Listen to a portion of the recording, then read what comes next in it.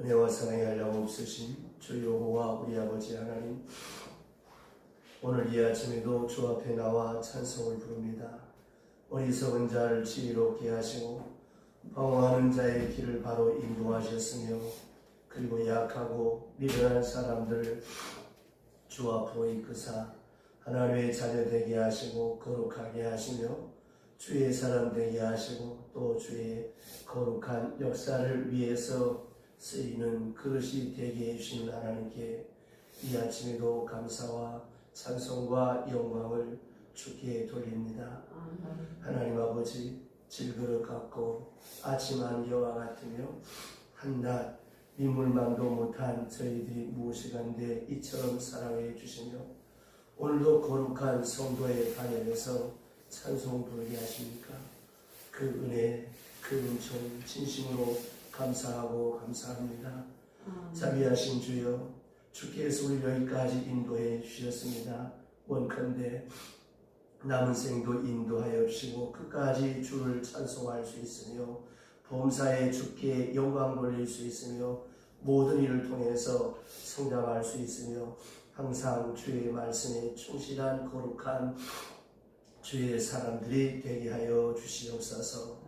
모든 일을 기도로 해결할 수 있게 하옵시고 모든 일을 하나님 앞에 해결할 수 있게 하시며 모든 일에 주님의 귀한 역사를 체험하며 살아갈 수 있도록 도와주시옵소서.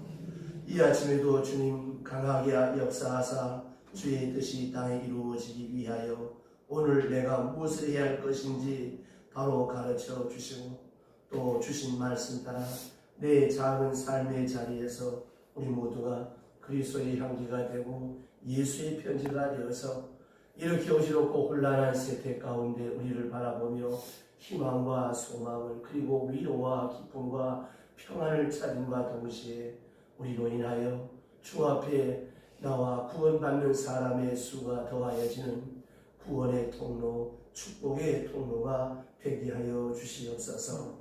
하나님 간절히 기도합니다. 오늘도 주와 동행하시고 주의 손에 붙들려 쓰여지게 하시고 내 생활 현장에서 주의 거룩한 영광을 드러내는 복된 하루가 되게 하여 주옵시고 이 아침 주의 말씀이 바르게 권세 있게 선포되게 하시며 또한 이 말씀을 통하여서 우리의 심령에 큰 구원의 기쁨과 또 믿음의 깊이와 넓이와 지식이 더하여져서 복된 믿음의 사람이 되게 하시고 또한 각 처소에서 유튜브 앞에 예배하는 성도들과 인터넷에 말씀에 접속하는 사람들 한 사람 한 사람 그 심령 위에도 주의 귀한 은혜 역사가 나타나게 하여 주시옵소서. 예수님의 이름으로 기도드리옵나이다. 아멘. 하나님의 말씀 어제 아침이어서 오늘도 갈라디아서 제3장 10절로부터 14절의 말씀을 보겠습니다. 갈라디아서 제3장 10절로부터 14절의 말씀을 보겠습니다. 무릇 율법 행위에 속한 자들은 저주 아래 있나니 기록된 바 누구든지 율법 책에 기록된 대로 모든 일을 행하지 아니하는 자는 저주 아래 있는 자라 하였습니다. 또 하나님 앞에서 아무도 율법으로 말미암아 의롭게 되지 못할 것이 분명하니 이는 의인은 믿음으로 살리라 하였습니다.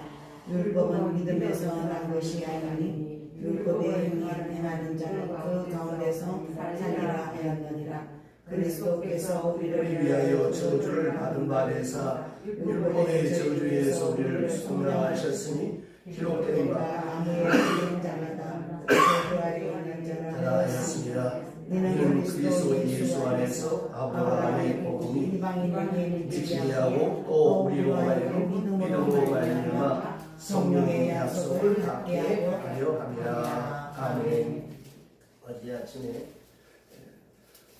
어머니 아버지의 사랑을 받는 아들에 대한 말씀을 드리면서 사랑받는 것에 대한 분명한 확신이 있으면 내가 공부를 못하면 공부를 못해서 어머니 아버지 앞에 참 죄송하고 더 열심히 해야 되겠다. 또 꾸중을 하고 또 체벌을 해도 우리 어머니 아버지가 나를 사랑해서 이렇게 하시구나 이렇게 감사하게 생각하는 사람은 은혜, 즉 존재의 양식을 가지고 살아가는 은혜의 사람이라고 말씀드렸고, 내가 공부를 못하니까 우리 엄마가 나를 미워한다, 우리 아버지가 나를 때린다, 어디 두고 보자, 조금 빨리 나간다 이렇게 생각하며 사는 사람은 율법적 존재 양식으로 살아가는 율법의 사람이라는 말씀까지 드렸습니다. 그래서 율법에 속한 사람은 계속 의로운 일을 하면서도 범민이 많습니다. 그러나 은혜 안에 사는 사람은 죄를 지으면서도 감사해요. 이게 바로 어거스틴의 고백입니다.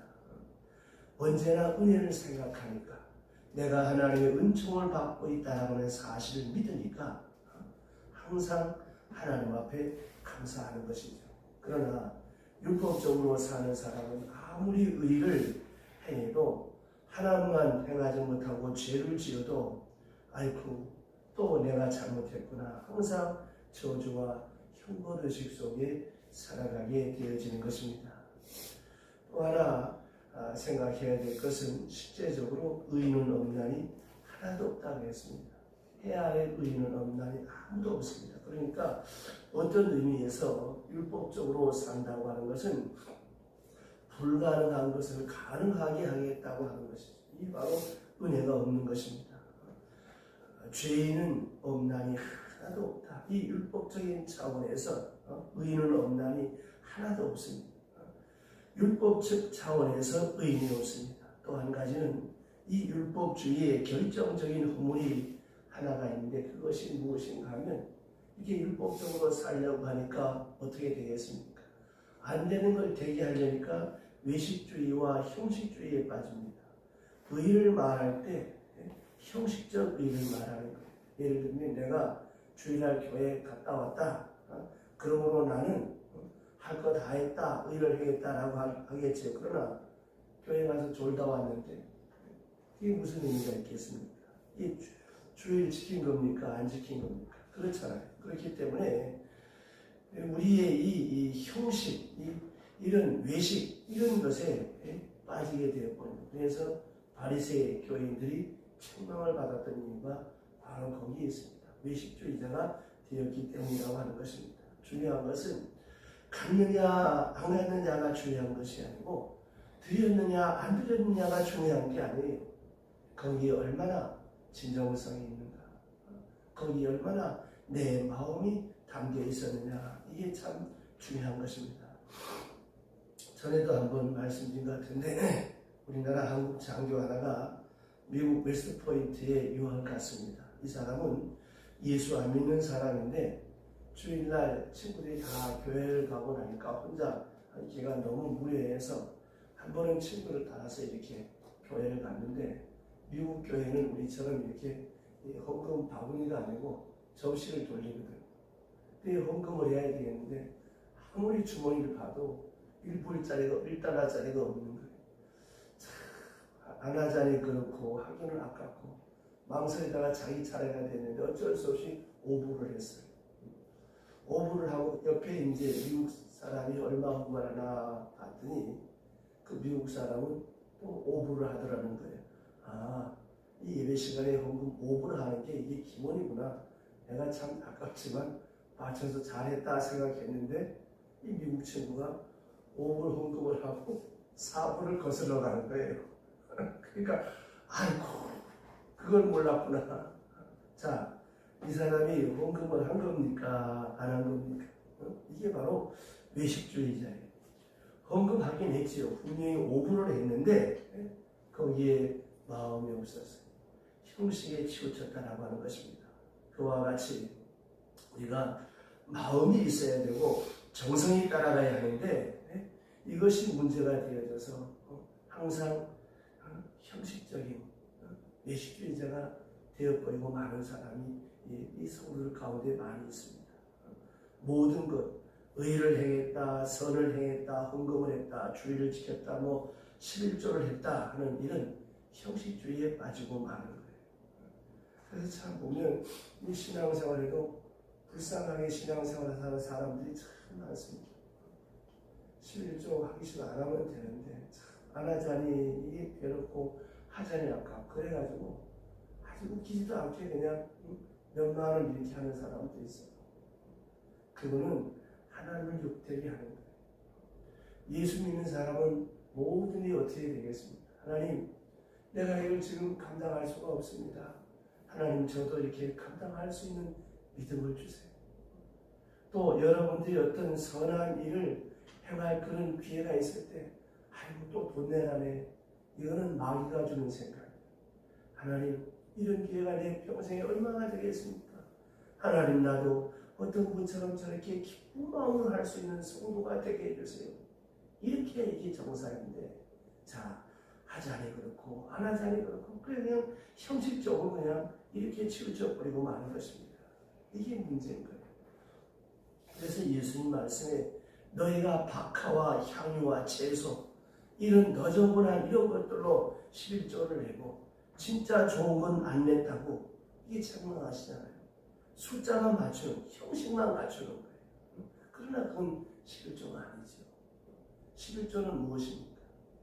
내가 아무리 애쓰고 수고해서 벌어도 하나님이 내게 복을 주시지 아니하시길 거두게 하지 아니하시길 거둘 수가 없다는 사실을 믿고 물질의 주인은 하나님이십니다 라고는 내 신앙 고백이 담긴 모든 것이 그렇습니다. 여러분 찬송 부를 때도 내 신앙 고백을 담아서 불러야 되고 기도할 때도 내 신앙 고백 우리가 매주일 아침마다 나는 전능하신 아버지 하나님 천지의 창조주를 믿습니다.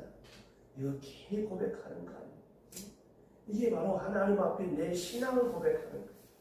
신앙 고백이 담긴 찬송, 신앙 고백이 담긴 내 기도, 신앙 고백이 담긴 내 봉사가 되어질 때 하나님께서 기뻐하시는 예물이 되고 향기로운 제사가 되고 아름다운 헌신이 되어지는 것입니다. 그렇기 때문에 이런 마음과 정성이 빠져버리면 율법주의에 빠져들어가기 시작하면 어느 사이에 외식주의자가 되고 형식주의자가 되어버리고 만나라고 하는 것입니다. 가만히 보면 우리가 어떤 때도 내가 좀 선한 일을 했다 하는 사람들을 보면 형식이지 내용이 아니고 중심이 아니었다고 하는 겁니다.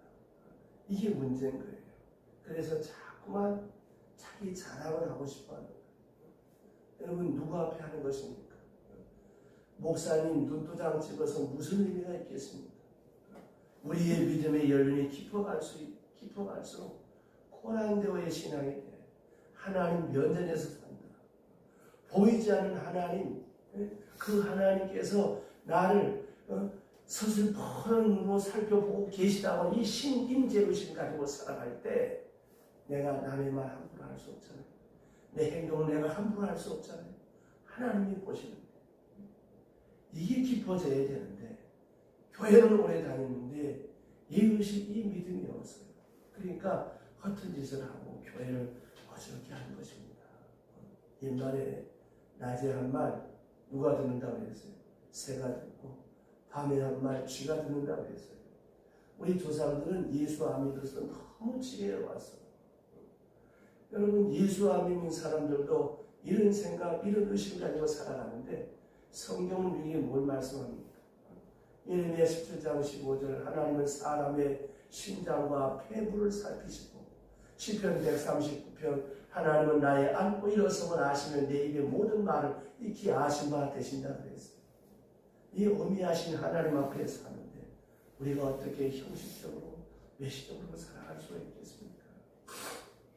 자랑 같아서 참 죄송합니다만은 이번에 제가 주일날 밤에 가서 다시 한 4박 5일인데 우리 교인들이 간다고 또 저한테 이렇게 저렇게 성금을 모아주셨어요. 저는 그 돈을 쓸 수가 없었어요. 그래서 달러로 다 바꿔가지고 그 성도의 이름으로 제가 5교회 갔는데 그 주신 돈을 다 5분의 1로 나누어서 가는 데마다 그분들의 이름과 자녀들의 이름으로 전부 다 헌금을 했어요. 얼마나 마음이 깊은지. 비록 내가 한 것은 아니지만 우리 성도들이 나 쓰라고 준 돈이지만 나는 우리 성도들 복받게 하기 위해서 내가 써도 뭐 죄될 거 나 쓰라고 준 거니까. 그리고 돈 쓸 일이 거의 없었어요. 항공료 같은 것도 다른 분이 또 주셔서 넉넉하겠습니다만은 여러분 한번 생각해 보세요. 내가 하나님 앞에 뭔가 드릴 때 내 마음이 기뻐야 돼요.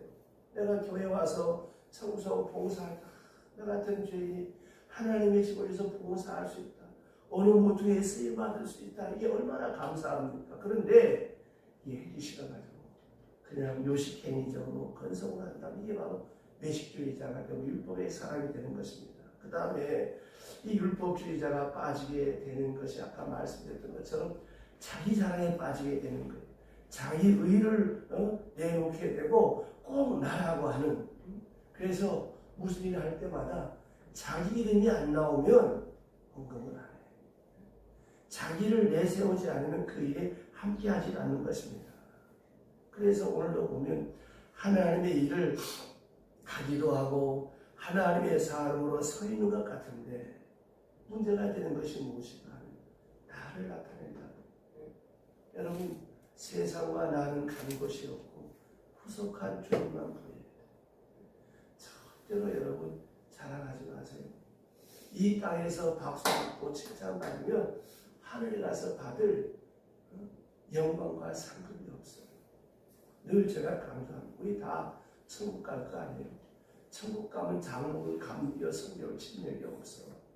다 우리는 하나님의 권속이고 하나님의 가족이에요.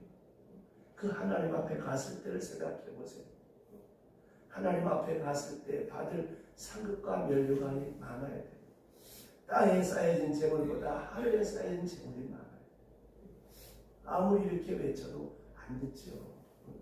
그리고 복 받으라면 아멘 하는데 헌금하라면 다 마음이 주거든.